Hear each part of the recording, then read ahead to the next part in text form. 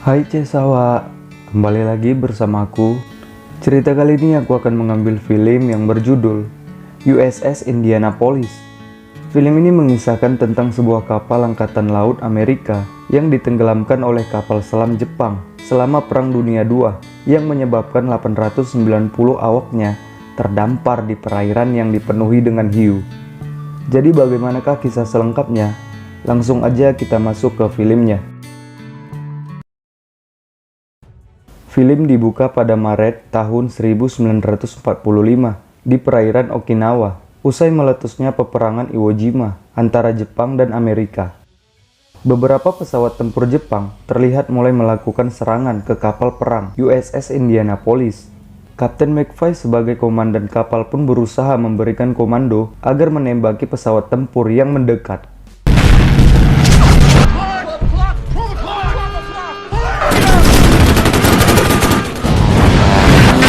Walaupun pertempuran itu bisa dimenangkan, bagian depan kapal Indianapolis rusak, tertabrak pesawat, dan menewaskan beberapa awak. Di sisi lain, pihak Amerika yang sakit hati dengan kekalahan di Pearl Harbor membuat satu rencana yang benar-benar akan membuat Jepang tunduk, yaitu melakukan serangan cepat dengan menjatuhkan bom atom di Hiroshima. Namun salah satu petinggi di sana mempertimbangkan bahaya dari bom atom tersebut dan sulitnya mengangkut bom tersebut menuju Hiroshima dengan pesawat, dan petinggi lain juga berpendapat bahwa bom atom bisa dibawa oleh kapal tercepat melalui Tinian, Laut Filipina, tanpa pengawalan ataupun konvoi agar tak terdeteksi oleh pihak Jepang.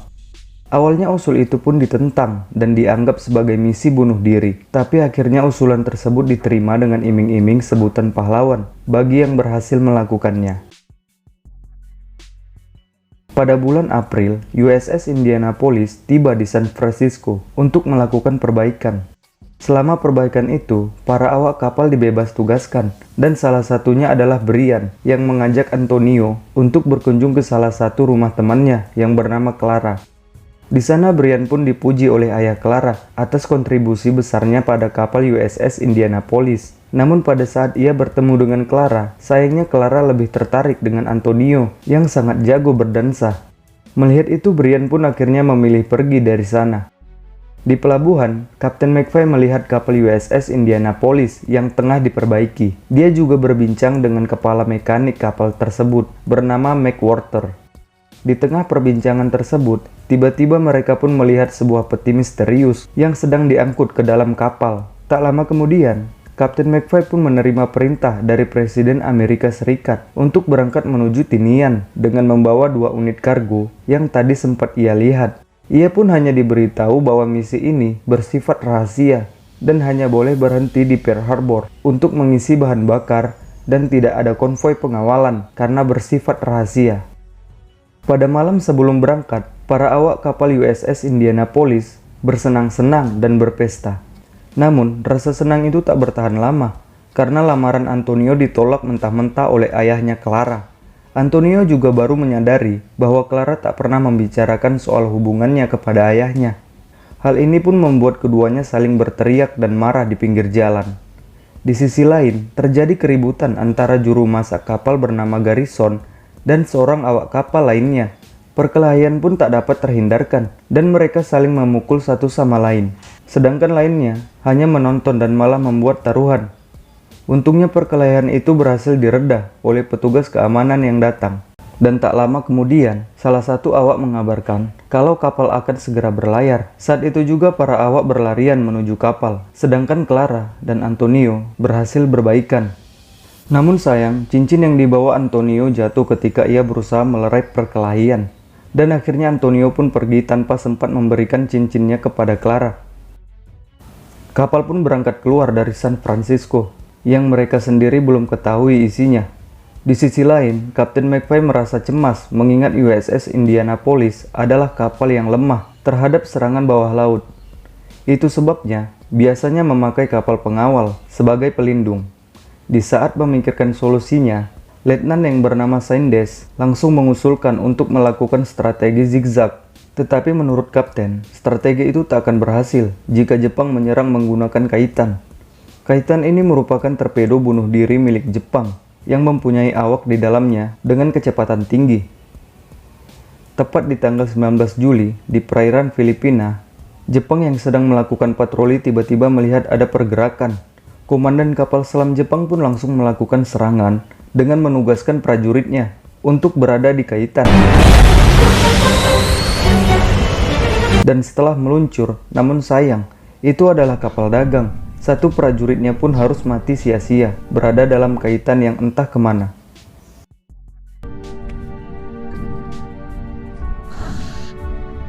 Setelah melakukan perjalanan panjang, kapal USS Indianapolis akhirnya berhasil mengantarkan kedua paket itu menuju Tanian dengan selamat. Setelah kedua peti kargo itu dikeluarkan dari kapal, lagi-lagi Kapten McFly pun meminta pengawalan dalam perjalanan pulang. Namun sayangnya permintaan tersebut tetap ditolak dan Kapten McFly pun terpaksa kembali ke Amerika tanpa pengawalan. Di perairan Filipina, tanggal 30 Juli, Kapten McFly mendapat laporan kalau kondisi cuaca sebentar lagi akan ada kabut yang dapat mengurangi jarak pandang. Ia pun akhirnya memerintahkan untuk melajukan kapal dalam kecepatan penuh. Namun ternyata, tak jauh dari mereka kapal selam Jepang menyadari kehadiran Indianapolis dan mereka pun terlihat mulai bersiap-siap untuk melakukan serangan dengan kaitan. Setelah menghitung jarak, dua kaitan pun mulai diluncurkan. Tembakan pertama pun berhasil mengenai bagian depan kapal dan membuat para awak kaget. Dan tak sampai di situ, kaitan selanjutnya pun kembali diluncurkan oleh Jepang. Serangan kedua ini yang paling parah. Mereka berhasil meledakkan bagian tengah kapal.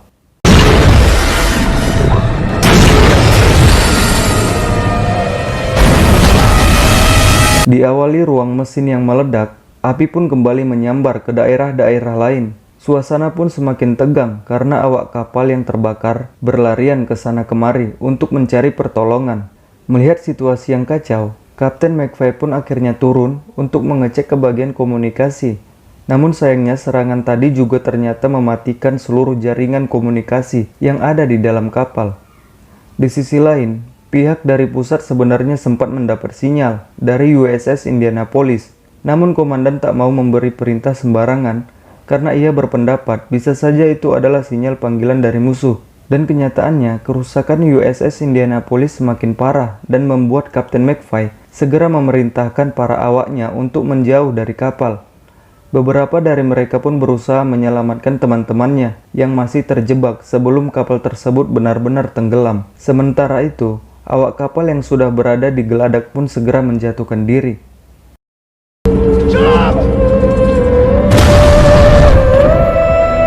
Setelah melalui malam yang panjang, tentara yang terapung-apung terpisah cukup jauh. Sementara kapten sendiri di sisi lain bertemu dengan rakit yang ditumpangi oleh McWhorter.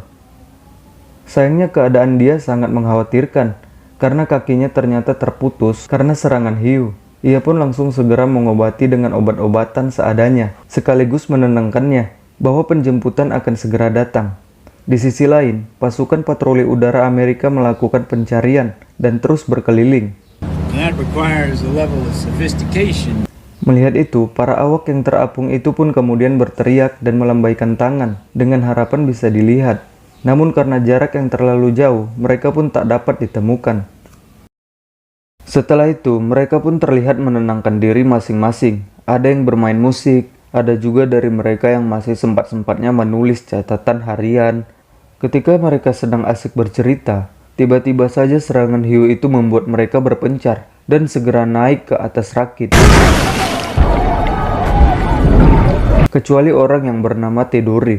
Ia malah berenang menjauh dari rakit tanpa menghiraukan peringatan teman-temannya. Dan setelah berenang cukup jauh, Tedori akhirnya bertemu dengan Kapten McFly. Ia pun langsung naik dan segera melaporkan kalau di sisi lain masih banyak kru yang masih selamat. Mendengar itu, Kapten McFly pun segera bergegas pergi untuk menemui grup lain yang selamat. Dalam usahanya menenangkan McWhorter, Tedori menceritakan isi buku yang ia tulis.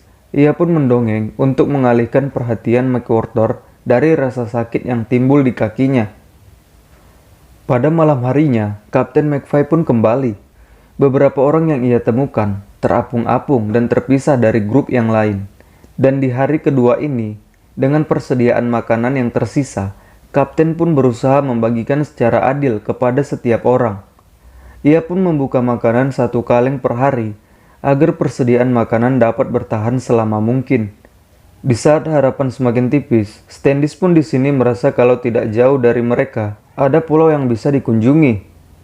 Salah seorang awak pun membantah, kalau itu tidak mungkin, mengingat mereka ada di lautan Filipina. Dan lagi perintah kapten pun sudah jelas untuk tetap bersama-sama. Namun di sini Standish beranggapan kalau Kapten McFly sudah mati. Dan ia pun akhirnya memilih beberapa orang yang sehat untuk mendayung rakitnya menuju pulau yang diyakininya. Di sisi lain, keadaan yang lebih parah pun dialami oleh Brian. Ia mengalami hal bahwa Clara datang untuk menyelamatkan mereka. Antonio pun berusaha menyadarkan Brian akan halusinasinya dan menahan rakit agar rakit yang mereka tumpangi tidak terbalik.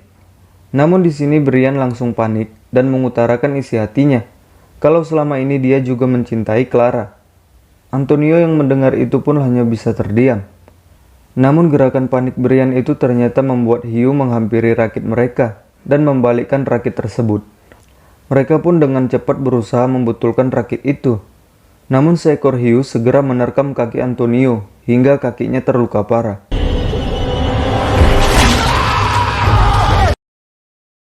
Terombang-ambing di tengah laut dengan kaki yang terluka membuat Antonio merasa pasrah.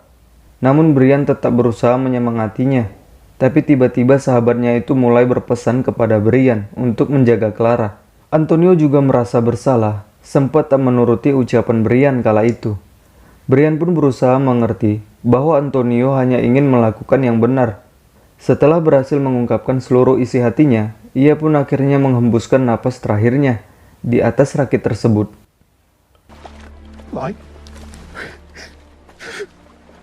Kemudian beberapa awak yang terpisah dan masih selamat perlahan bergabung dan kembali.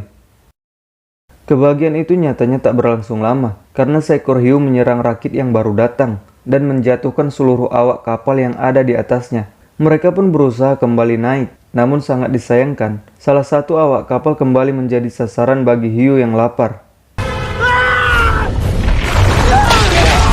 Hari pun berganti, dan Amerika kembali mengirimkan pesawat untuk melakukan pencarian. Seorang awak kapal yang melihat kedatangan pesawat tersebut mencoba untuk melambaikan tangan sambil berteriak.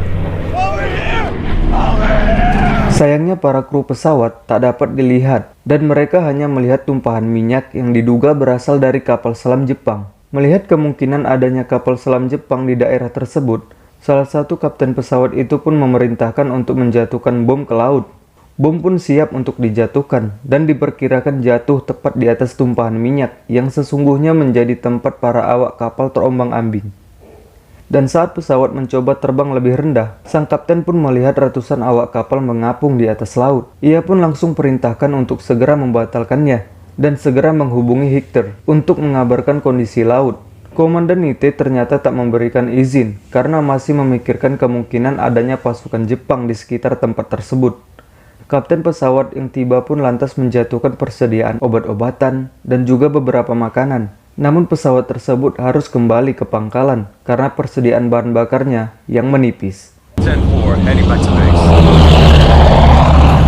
Sementara itu, Letnan Mark yang mendengar kabar soal para awak kapal yang terapung di atas laut, kemudian langsung menerbangkan pesawat menuju lokasi tersebut bersama dengan seorang kopilotnya.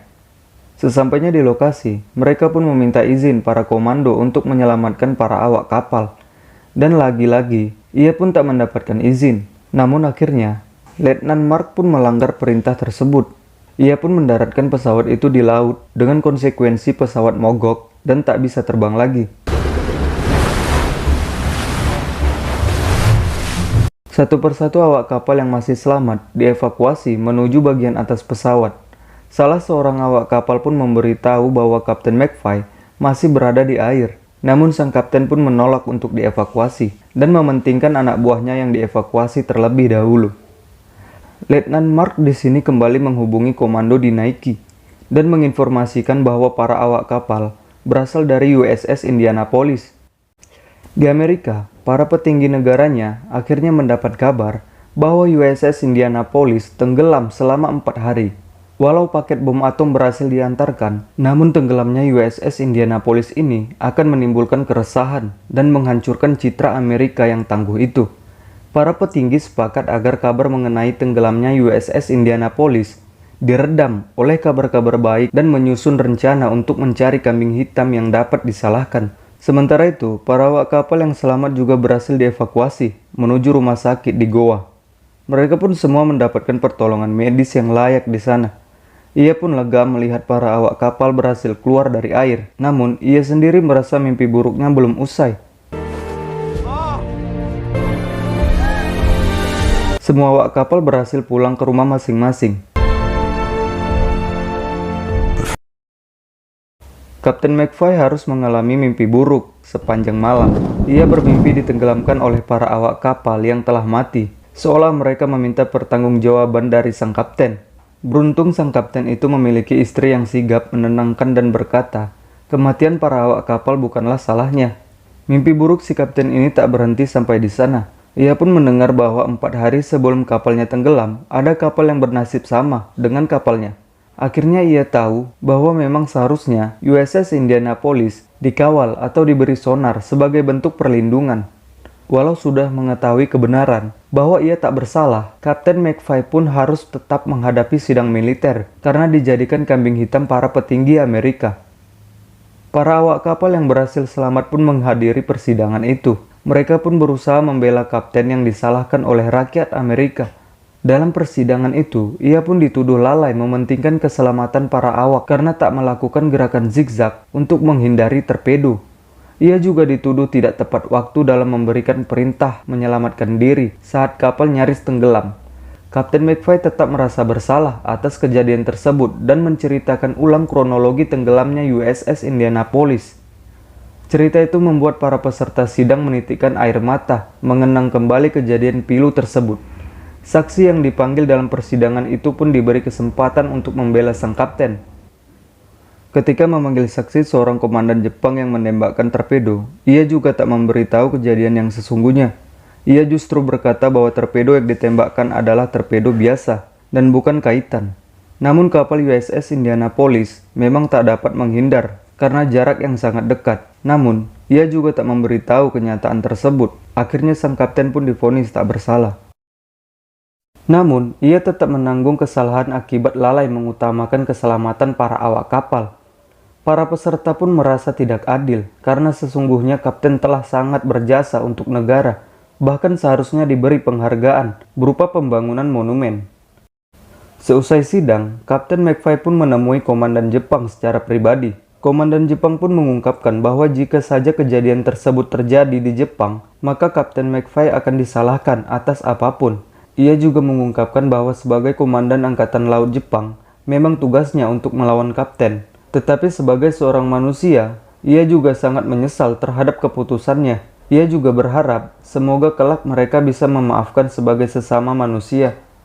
Di akhir film, para awak kapal yang selamat kemudian menggantungkan foto kawan seperjuangannya yang telah gugur dalam insiden USS Indianapolis.